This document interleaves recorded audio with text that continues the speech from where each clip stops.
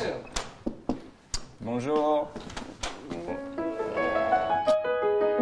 It's 2012. Robert Pattinson is at the absolute peak of his fame. He's on a magazine cover every other month. He's being hailed as the highest-paid British actor, and mobs of screaming fans literally block him from walking down the street.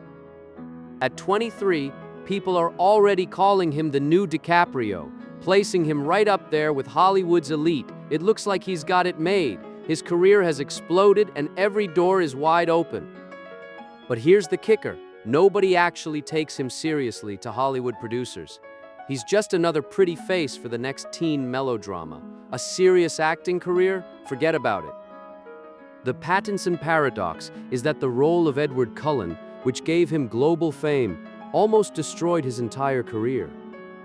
After the franchise ended, he hit a dead end and spent the next 5 years proving to the world that he was actually worth something. Fast forward to today, and it's safe to say Rob has built one of the most fascinating and unique careers in the industry.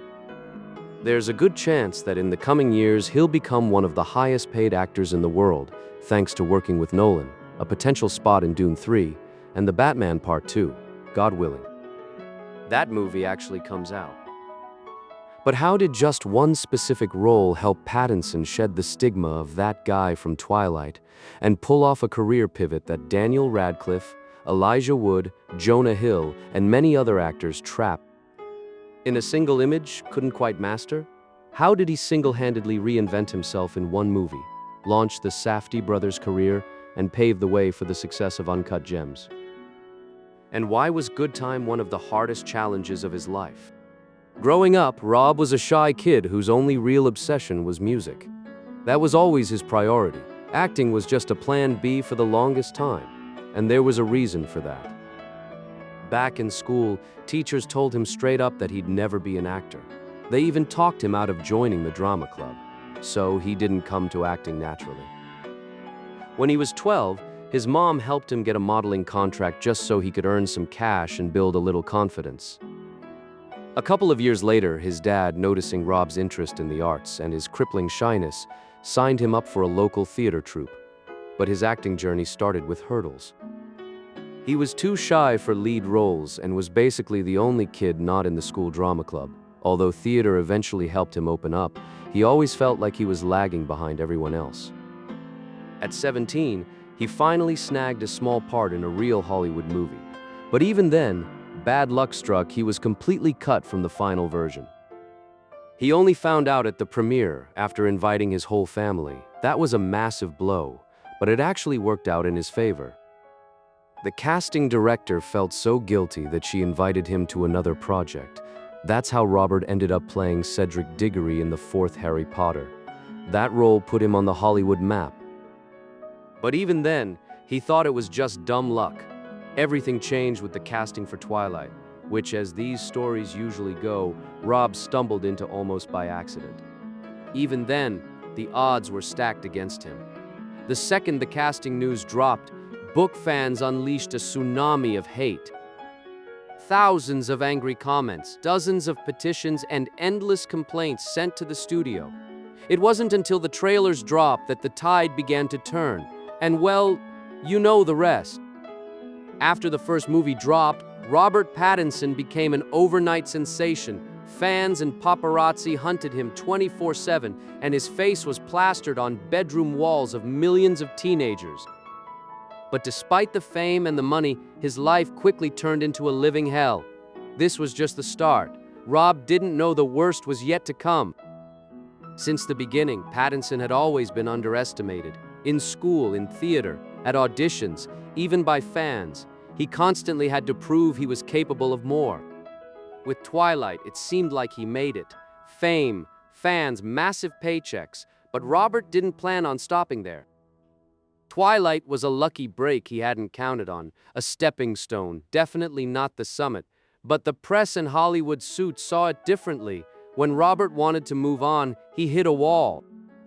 No one wanted him for serious roles. They just offered him carbon copies of the same brooding teen romance characters. While the world was obsessed with him, the industry saw him as a one-hit wonder. Critics mocked his acting chops, and the internet was flooded with memes about sparkly vampires. This reputation became a dead end. Pattinson saw how ridiculous his situation was. He constantly joked about and criticized Twilight in interviews, desperately trying to distance himself from Edward Cullen. His reaction made sense. He risked going down in history as a flash in the pan. To avoid that, Pattinson needed to shake things up fast. The solution was simple: go indie. But there was a problem. Who's going to offer a low-budget art house role to a global superstar used to blockbuster paychecks? Robert realized he had to take matters into his own hands. He spent his days scouring niche movie news sites, hunting for independent projects. He chose his roles based on two criteria. The role had to be the total opposite of Edward Cullen. The wilder the transformation, the better. He had to personally like the director. It didn't matter why. Maybe for a good movie they made 20 years ago, or even their work outside of film. Sometimes he said yes without even reading the script. That's how he landed his first art house gig in David Cronenberg's Cosmopolis, and later worked with cult legends like Werner Herzog in Queen of the Desert and Anton Corbijn in Life. He even snagged a small role in The Childhood of a Leader, the debut by Brady Corbett. Yeah, the guy whose film The Brutalist just swept the Oscars this year.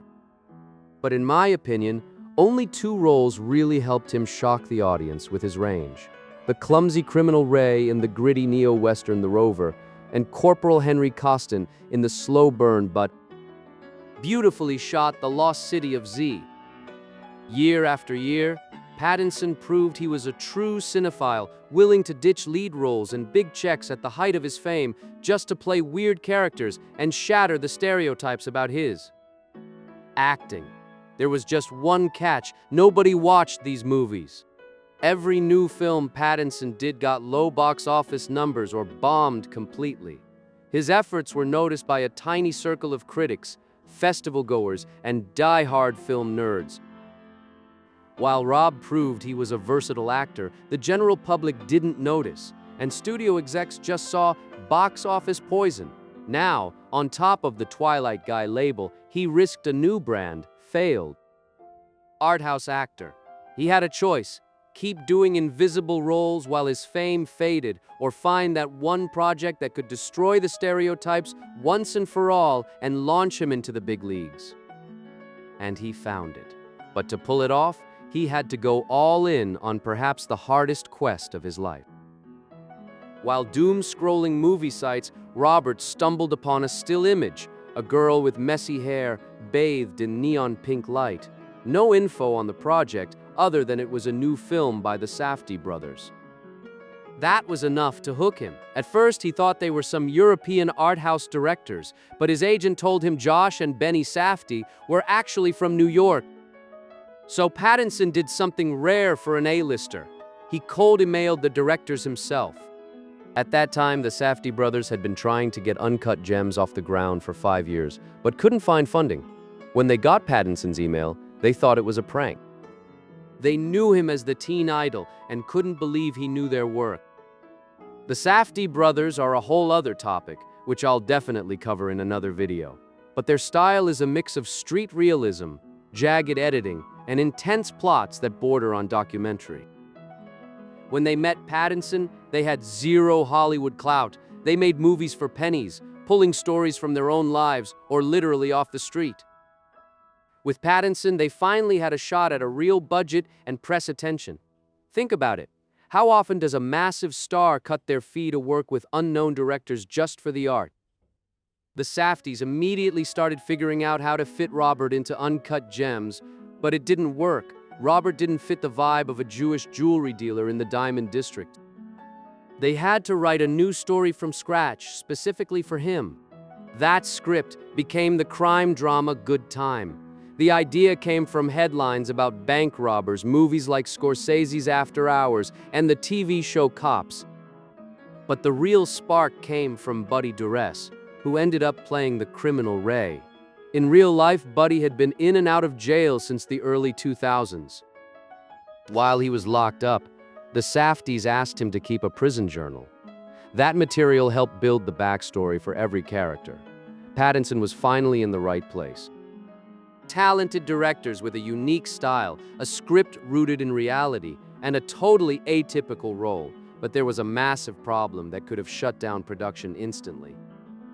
The Safdie style relies on neorealism, shooting on location, documentary vibes, using non-actors. They usually shot right on the streets of NYC because nobody recognized them. But bringing Robert Pattinson, one of the most recognizable faces on the planet, onto the streets of New York, that was a nightmare waiting to happen. Pattinson needed to disappear. To prepare, the Safdies wrote a detailed biography for his character Connie Nikas, starting from birth. They gave Robert a real past to lean on. Then came the look. Tired face, bad spray tan, pockmarks, dirty clothes, messy hair, and a thick Queen's accent. Rob went method. He studied books on street crime, lived in a basement apartment in Queens for months, walked the streets in character, and even visited prisons to talk to inmates. He recorded conversations and practiced his accent with Benny Safdie. Amazingly, during all their test runs on the street, nobody recognized him. He had literally dissolved into the role. Fame wasn't the only issue. The production was chaos. Aside from Rob and the directors, nobody had a script. The other actors were just given backstories and told to improvise. Pattinson had to carry every scene, guiding the other actors while staying in character. The shoot was guerrilla filmmaking at its finest. For a scene where Pattinson runs from the cops, the directors blocked off the street themselves, while the cameraman hid in the trunk of a moving car to get the shot. They almost got arrested because, surprise, they didn't have permits. Even when they did have permits, like for the mall chase scene, they showed up on the wrong day just so they could shoot without barriers. In some takes, random passersby actually tried to trip Pattinson because they thought he was a real criminal running from the cops. Good Time isn't just a thriller, it's a deep dive into toxic love and selfishness. The plot is simple. Brothers Connie and Nick botch a bank robbery. Nick, who is mentally disabled, gets caught. Connie spends a chaotic night trying to bail him out. Connie is a walking contradiction. He loves his brother, but his methods are destructive. He ignores Nick's diagnosis, hates the system, and tries to toughen him up, ultimately depriving Nick of the professional help he needs. Connie thinks he's the savior, but he's actually the villain in Nick's life. He destroys everything he touches, manipulating a teenage girl, beating up a security guard, ruining his friend Ray's life. The film doesn't preach, it just shows how the world rewards audacity.